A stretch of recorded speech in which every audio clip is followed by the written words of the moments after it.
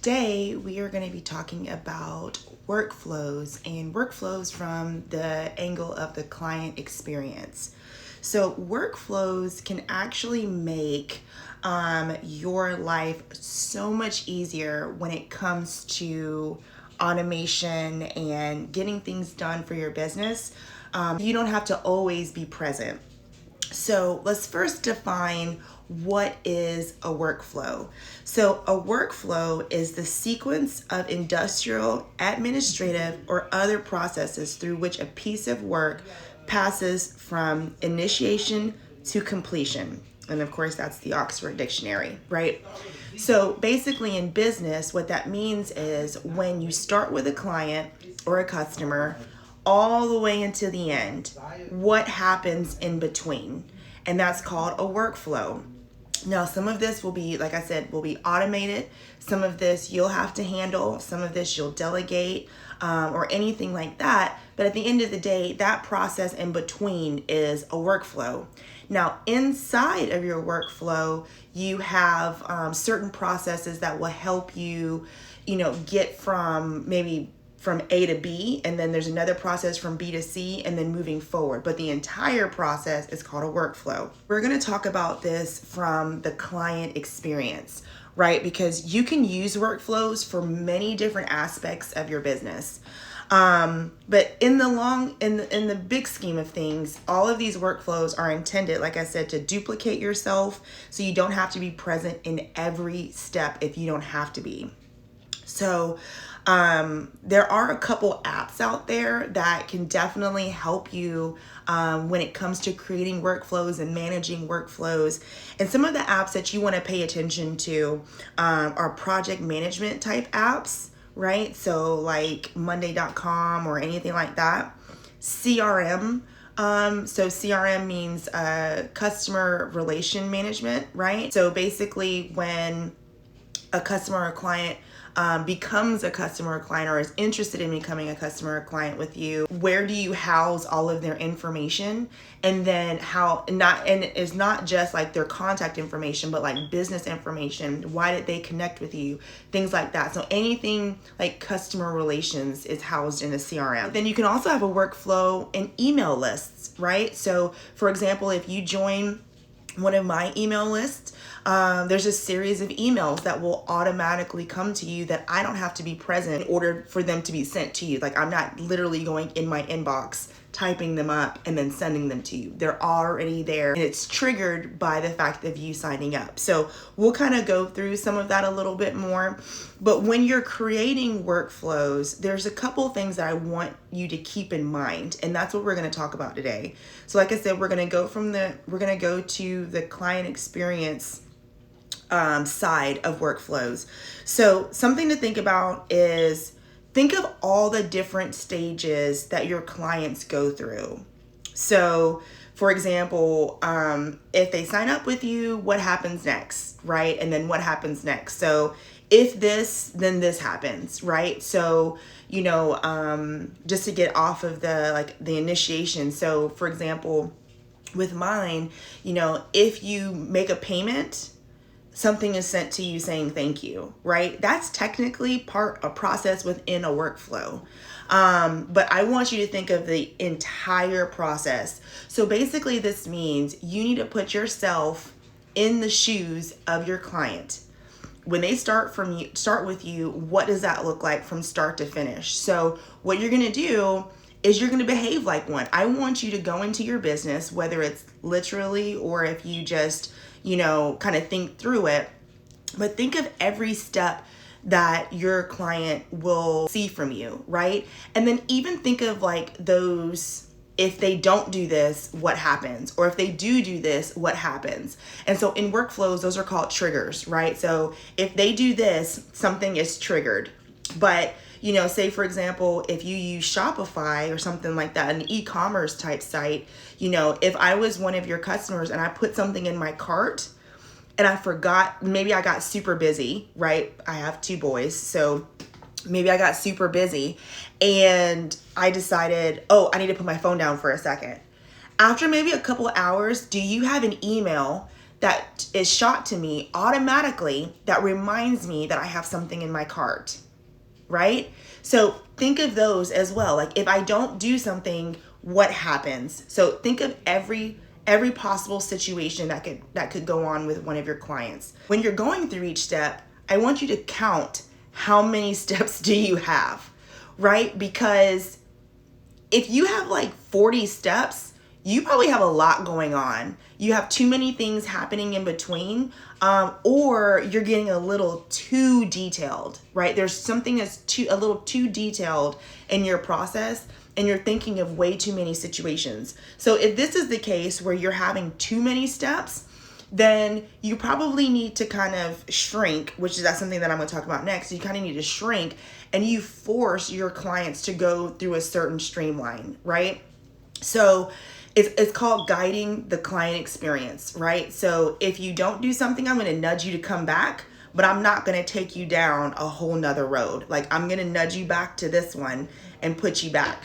So an example of that is, say you sign up with me for a consultation, and I get on the phone and I call you, and for whatever reason, you don't pick up.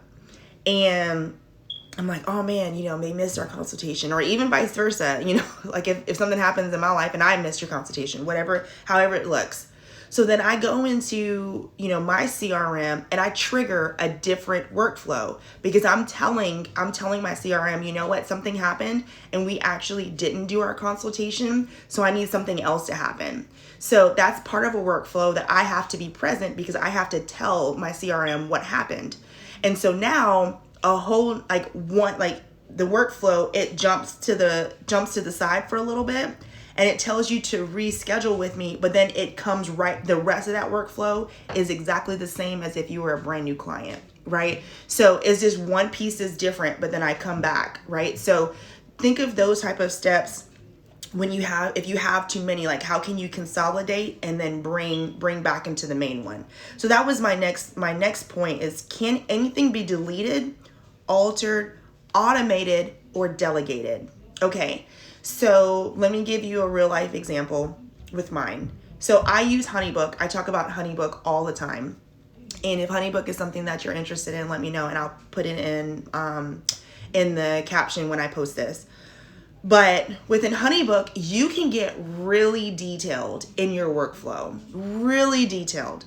And some things within a workflow, it's kind of like of course that's going to happen. Like it's not like I need a reminder that that's going to happen. Now, is that part of a step? Yes. But do I need to have something triggered every time? So for example, okay, yes, I will include my information. I gotcha. So for example, I used to have it to where I would have a task reminder, to tell me to put my notes in HoneyBook, right? If you and I had a consultation, I would have a task reminder that told me to put our notes in HoneyBook. And then I had something triggered behind it. But sometimes that would happen to, like, it wouldn't happen in the right order, because maybe when you and I connect, for whatever reason, maybe I had time in the moment, and like you happened to call me and I had time in the moment, versus making you wait and schedule with me. So now my whole workflow is off track, because it doesn't see you creating a consultation with me. It doesn't see certain things. So it's almost like you went around some of my steps. And I even noticed sometimes that some of my steps were moving too fast, right? And I'm like, oh, wait. Like if you schedule with me, I force you to schedule 2 days from now. Like you can't schedule with me tomorrow, because Lord knows what's happening tomorrow. So I force you to schedule 2 days from now if you want, like that's your first date available. But then sometimes in my workflow, like you would move faster than my workflow, because I think the next couple steps I had it to where it was like 3 to 4 days after workflow was activated, and that was way too late. So then that's when I had to alter it, and I made things move a little bit faster, and I made things move with you. So again, if you did something was triggered, versus me having to manage it at every step. So sometimes within a workflow, don't be so detailed that you have everything triggering something else, because things may change all the time. And I'm so thankful for HoneyBook now, because they've updated their system to where like you can change and alter workflows based on the person. Previously, you couldn't do that. It's like you created a workflow and that was it. But now you can alter it a little bit. You can even alter the specific email for that individual person now.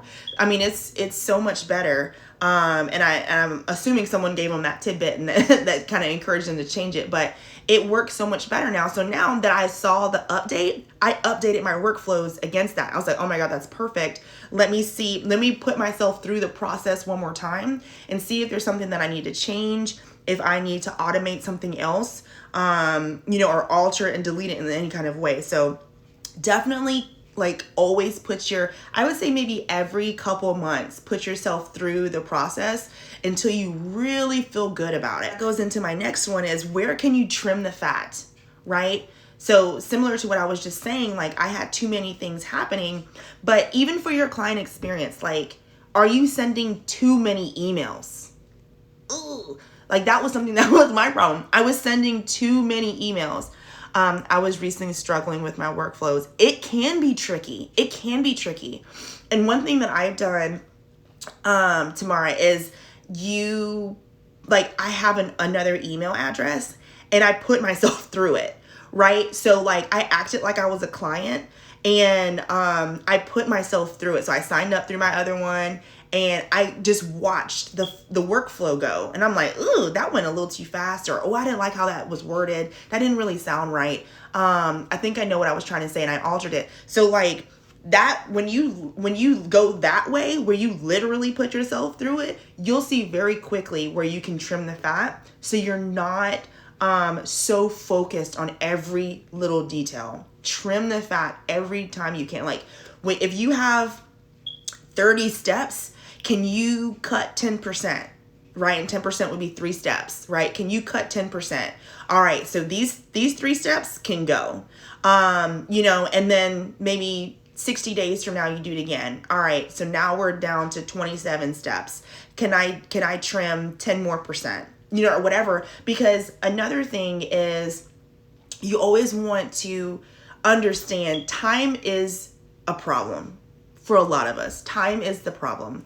And the biggest problem is when you meet with me, if I allow too much time between the time you connect with me and the time we actually chat, and then the time from when we chat to making the decision if you want to work with me, in those 2 places, if there's too much time in between, 1, you're going to forget, right? And then 2, you may go work with someone else because they moved faster.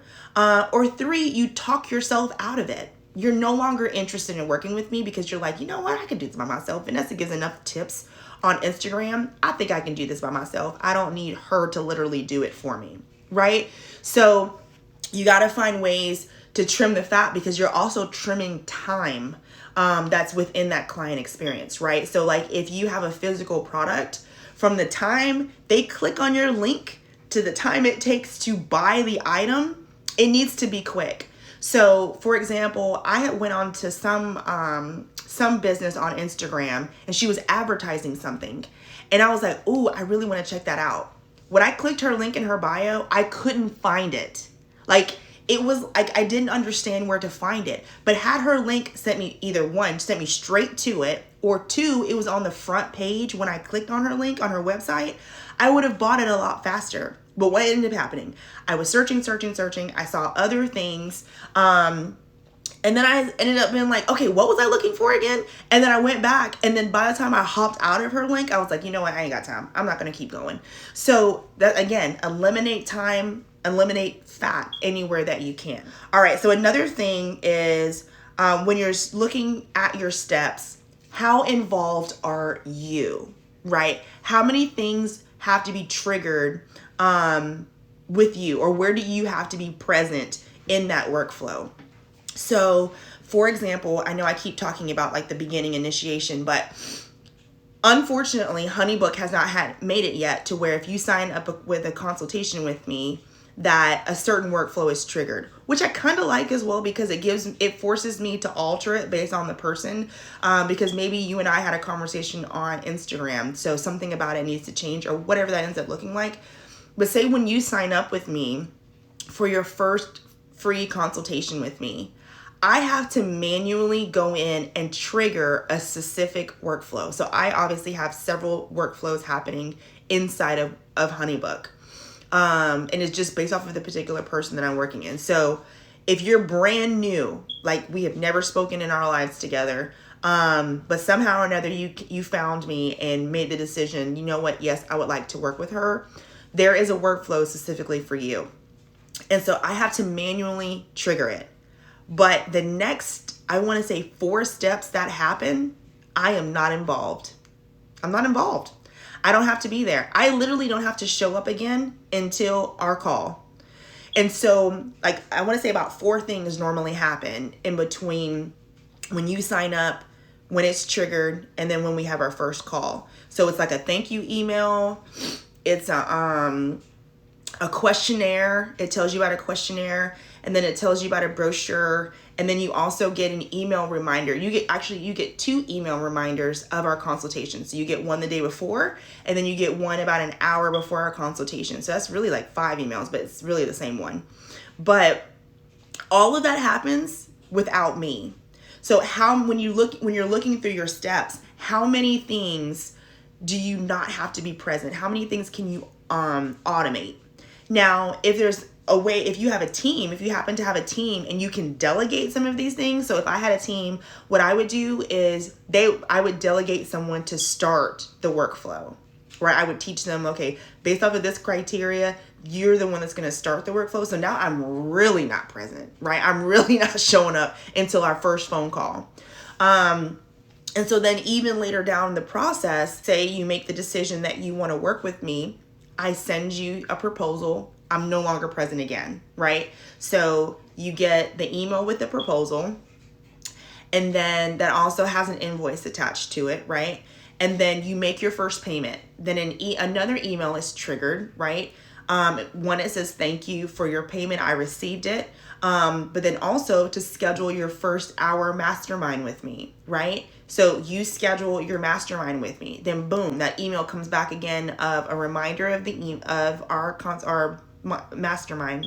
Sorry. It's an email reminder of our mastermind the day before and an hour before it. And then I show up again during our first mastermind, right? So, I mean, how many steps was that? And I'm only showing up like twice, maybe 3 times to initiate, and then the 2 calls that we have. And all of that is automated for me. Now, from that point on, I am highly present, right? Because it's us working together. So I am a service provider.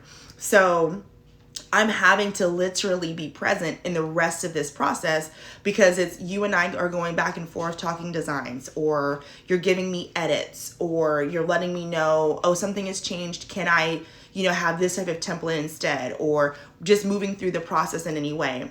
The next time that I step out is when I give you your final invoice. I give you your final invoice, and then boom, you get an email triggered again saying that I received it. And then I step in one more time. I give you your final designs, and then I step out. And when I step out, I put something in HoneyBook that lets HoneyBook know that we're done, right? That we're good. And a week later, I ask for a testimonial, right? So like I step out, I'm still talking to you, girl, even after we're done, right? So like a week later, you get another email from me asking for a testimonial, right? So it's one of those things where, it's a lot of things are done for me. And it's all the little administrative things that I don't want to have to deal with or have to manage. Like having to manage all of my testimonials, I'm like, oh my God, I just need all of them in one place.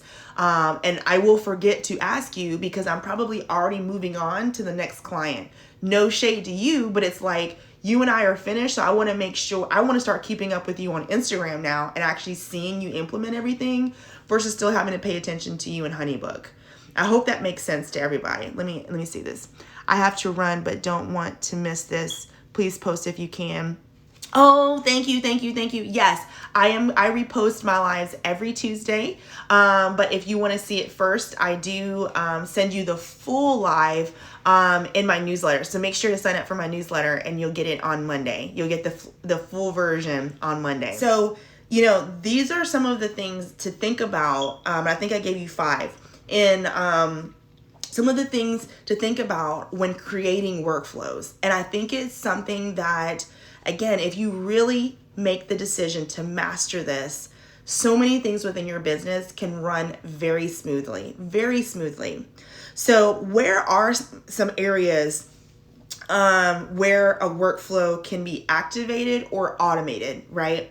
So some of the things that I was saying was, a welcome email, sending your brochures or your packages, scheduling consultations, right? If you have a separate workflow for previous clients like I do, now I'm asking you for referrals, right? There's somewhere in the workflow towards the end where I'm asking you to give me a referral or feedback on the process, right? Because if you've worked with me several times, you obviously know my process. And I want to feel good that if you and when you do refer me to somebody else, that workflow is even better, right?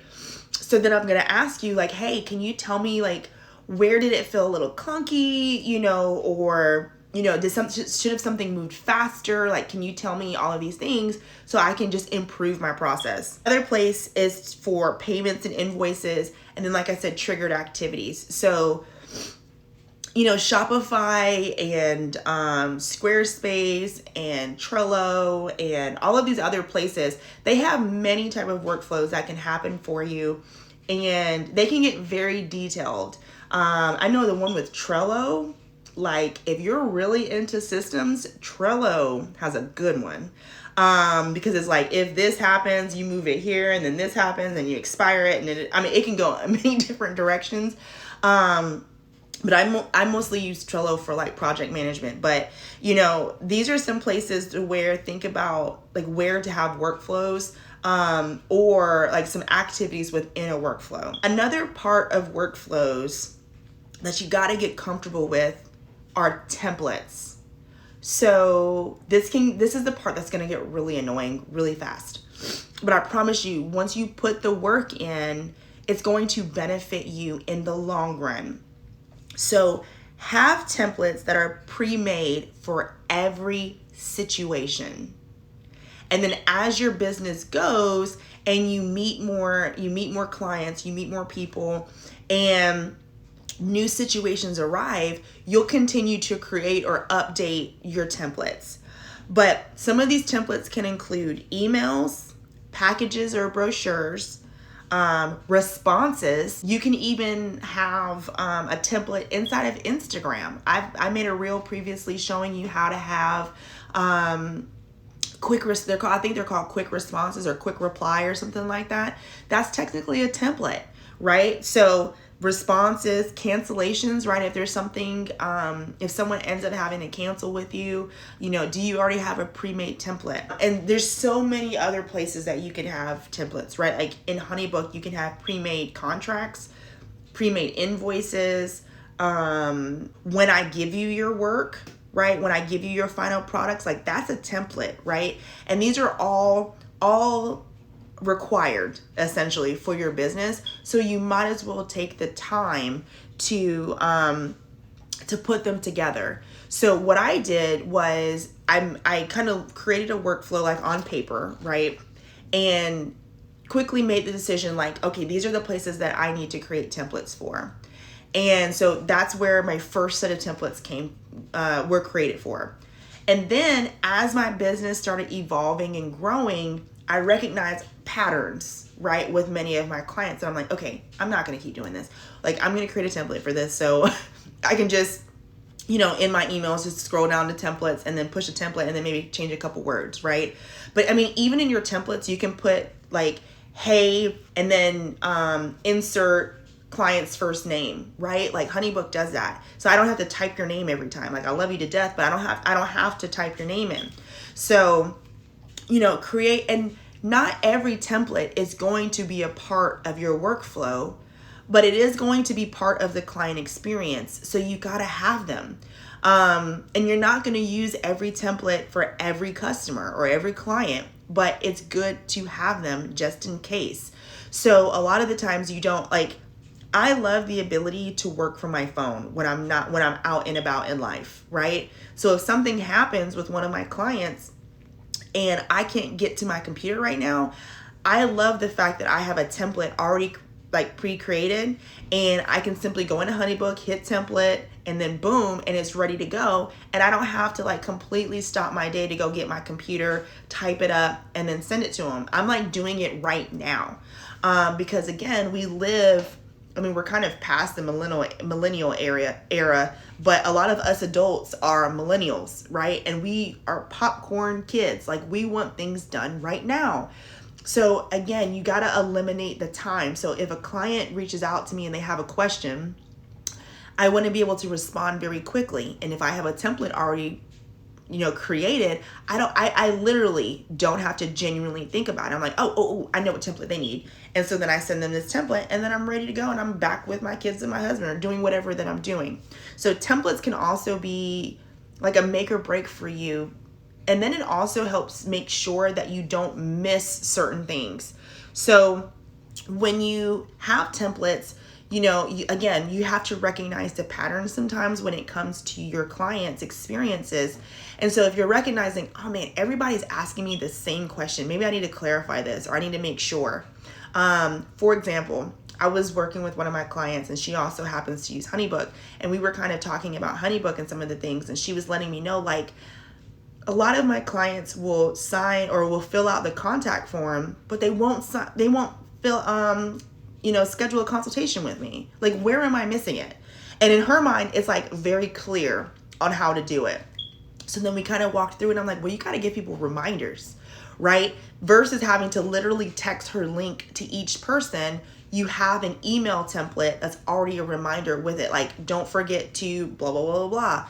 And so if you notice that they're moving with it throughout your workflow, but they never scheduled a consultation with you, well, then why are they moving? One, you need to update your workflow. But then two, you gotta toss them that email like, hey, I noticed that you signed up with me, but I don't see a consultation. But this can already be created for you. And then if there's steps that are necessary or things that you want to make sure that they have in order to be able to have a consultation with you, you can put that in there, right? Because I don't want to forget something. I don't want to forget to tell you something because I'm typing it every time.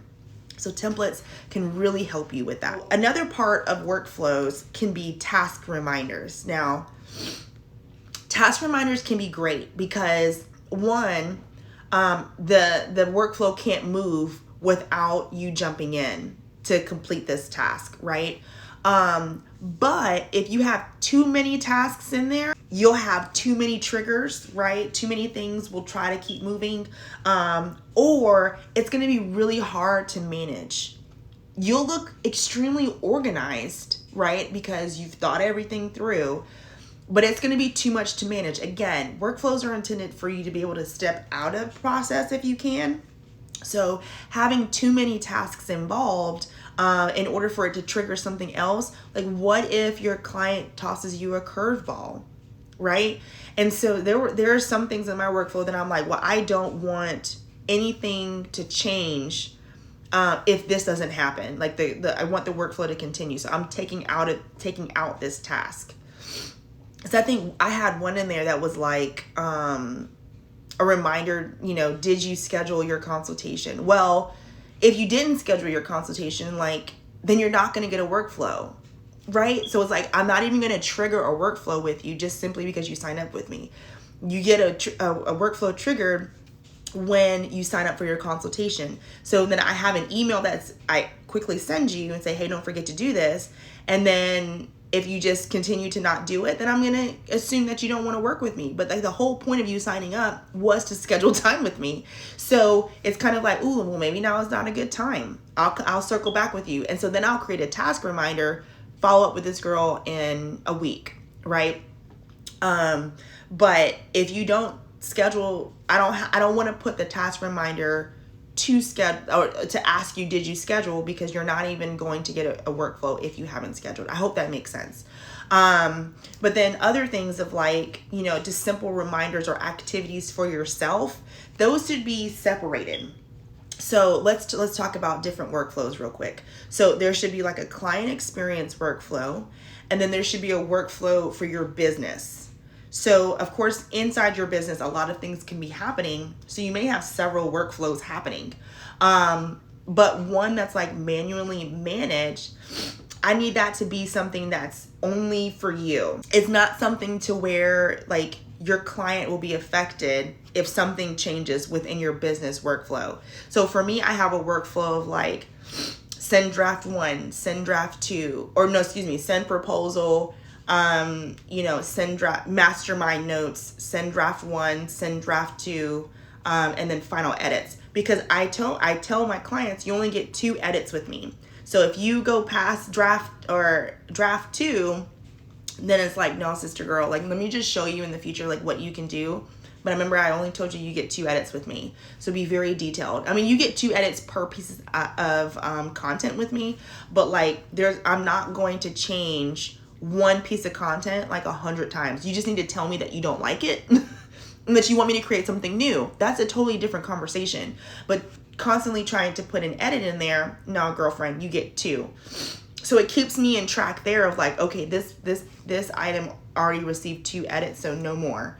But that has nothing to do with the client experience, right? Or the client's workflow, because it's something to where other things need to take place as the experience is going that doesn't need to be disturbed by what I'm doing in the background. So just understand when you do task reminders inside of your workflow, is it really necessary when it comes to the client experience, or should it be created one specifically for you on the side? So think about that. And I really do hope that this mini training was beneficial to you. This week we talked about workflows from the angle of the client experience. And so in the newsletter, I'm giving you very specific questions to ask yourself when you're creating your workflows. So we had 5 topics that we talked about today in the workflow, and just thinking about a workflow. But in the newsletter, I'm giving you, I think it's 10 questions to ask yourself when creating your workflow, and what to include, what not to include, how to alter, and things like that. I'm also showing you how I structure my workflows and examples of them, right? So kind of what does that look like? And then I also give you some examples of apps to use when using workflows. So you may be using one of these apps that I recommend or I suggest and didn't really know that was considered a workflow. So now that you know, you'll know how to treat it. So there's several apps that I recommend.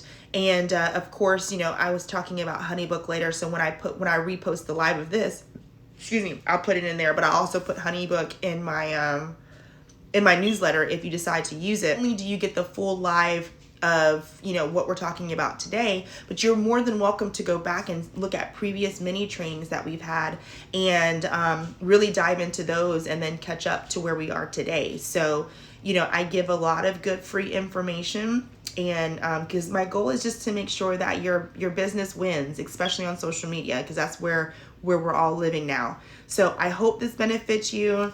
I hope that I see you in my newsletter, and then if so, I will see you on Monday. But if not, I will catch you another time on the gram. So I will talk to y'all soon. Bye.